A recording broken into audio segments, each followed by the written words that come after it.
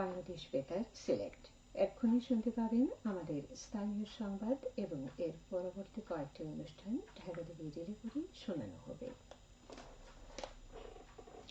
আসসালামু আলাইকুম। সন্ধ্যে ৭টা, বাংলাদেশ বেতার সিলেট। সংবাদ পড়ছি মোহাম্মদ আনোয়ার হোসেন রনি। রহমত, মাগফিরাত ও নাজাতের অমীয় বার্তা নিয়ে বছর ঘুরে আবারও শুভাগমন করেছে পবিত্র মাহে রমজান। আগামীকাল থেকে পবিত্র রমজান মাস শুরু হচ্ছে। আজ বাদ এশা দেশের মসজিদে মসজিদে তারাবির নামাজ শুরু হবে এবং দিবাগত ভোর রাতে সেহরি খেয়ে রোজা রাখা শুরু করবেন ধর্মপ্রাণ মুসলমানরা। আগামীকাল হবে প্রথম রোজা। আজ সন্ধ্যায় রমজানের চাঁদ দেখা যাওয়ার খবর নিশ্চিত করেছে জাতীয় চাঁদ দেখা কমিটি। এ রমজান মাসে একটি ফরজ আমলের মূল্য অন্য সময় ৭০টি ফরজ আমলের সমপরিমাণ। পবিত্র রমজান মাসে সিলেট সহ সারা দেশের সকল মসজিদে একই পদ্ধতি অনুসরণ করে খতমে তারাবিহ পড়ার আহ্বান জানিয়েছে ইসলামিক ফাউন্ডেশন। এদিকে রমজানের দ্রব্যমূল্য মানুষের ক্রয় ক্ষমতার মধ্যে রাখার লক্ষ্যে সরকারের পক্ষ থেকে নানা উদ্যোগ গ্রহণ করা হয়েছে। দ্রব্যমূল্য সহনীয় পর্যায়ে রাখতে এবং কেউ যাতে কৃত্রিম সংকট তৈরি করতে বাজার অস্থিতিশীল করতে না পারে, এজন্য সরকারের বিভিন্ন দপ্তর ও সংস্থা কঠোরভাবে বাজার মনিটরিং করবে। পবিত্র মাহে রমজান উপলক্ষে আমিষের চাহিদা পূরণে মাসব্যাপী সুলভ মূল্যে মাংস, ডিম ও দুধ বিক্রি উদ্বোধন করা হয়েছে মৌলভীবাজারে।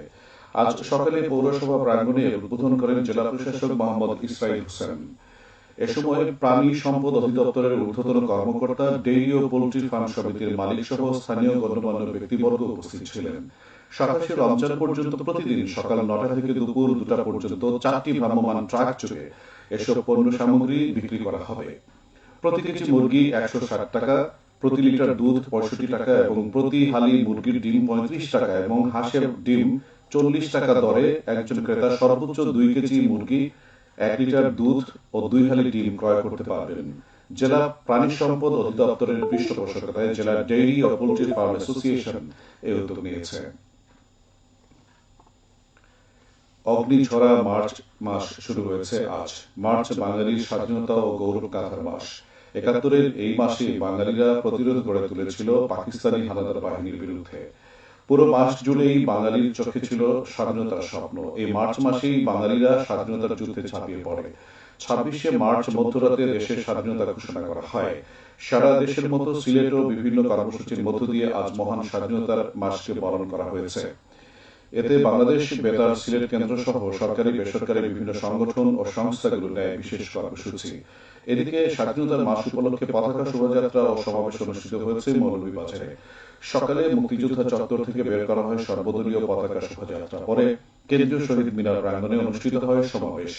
এতে বিভিন্ন রাজনৈতিক, সাংস্কৃতিক ও সামাজিক সংগঠনের নেতৃবর্গ, বীর মুক্তিযোদ্ধা, শহীদ মুক্তিযোদ্ধা পরিবারের সদস্য, শিক্ষার্থী, শিক্ষক ও জনপ্রতিনিধিগণ উপস্থিত ছিলেন। মুক্তিযোদ্ধা কমান্ড কাউন্সিল ও প্রজন্ম ৭১ যৌথভাবে এর আয়োজন করে। জাতীয় পতাকা দিবস আগামীকাল। ৭১-এর এই দিনে ঢাকা বিশ্ববিদ্যালয়ের কলা ভবনে প্রথম জাতীয় পতাকা তোলা হয়েছিল। সবুজ জমিনের ওপর লাল বৃত্তের মাঝখানে সোনালী মানচিত্র খচিত পতাকা। ওই দিন পতাকা উত্তোলন করেছিলেন ডাকসুর সহসভাপতি আসম আব্দুর রব। পাকিস্তানি শাসক গোষ্ঠীর শোষণ, অন্যায়, অত্যাচার ও বিচারের বিরুদ্ধে তৎকালীন ডাকসু নেতাদের উদ্যোগে ২রা মার্চ সাড়া দিয়েছিল আম জনতা। প্রকৃতপক্ষে সেদিনের পতাকা উত্তোলনের মধ্য দিয়ে বাঙালি ছাত্র জনতা স্বাধীনতা সংগ্রামের অগ্নিমন্ত্রে উজ্জীবিত হয় এবং স্বাধীনতা অর্জনের পথে যাত্রা শুরু করে। পতাকা উত্তোলনই জানান দেয় স্বাধীন বাংলাদেশের বিকল্প নেই। দীর্ঘ ৯ মাসের বহু ত্যাগ, রক্তের বিনিময়ে স্বাধীন সার্বভৌম বাংলাদেশের অভ্যুদয় ঘটে। জুলাই যোদ্ধা হিসেবে স্বীকৃতি দিয়ে একটি গেজেট বিজ্ঞপ্তি প্রকাশ করেছে মুক্তিযুদ্ধ বিষয়ক মন্ত্রণালয়।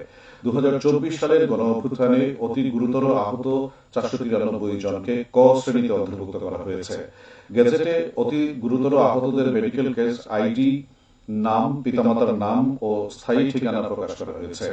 এর আগে গত ১৫ই জানুয়ারি গণঅভ্যুত্থানে নিহত ৮৩৪ জন শহীদের তালিকা গেজেট আকারে প্রকাশ করা হয়।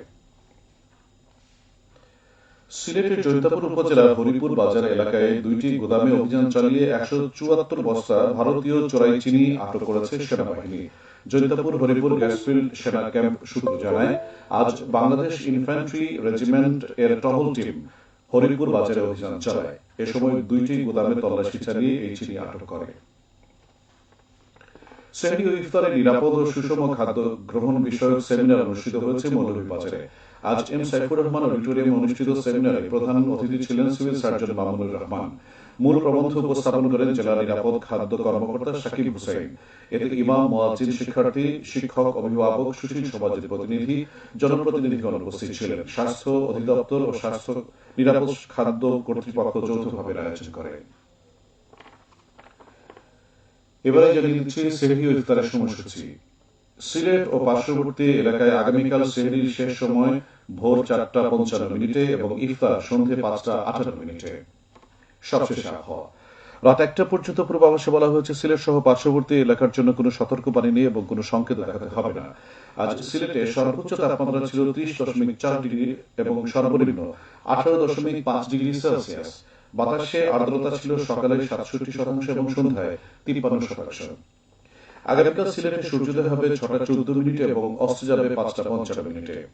সংবাদ শেষ হল। পরবর্তী স্থানীয় সংবাদ প্রচারিত হবে আগামীকাল সকাল 8:10।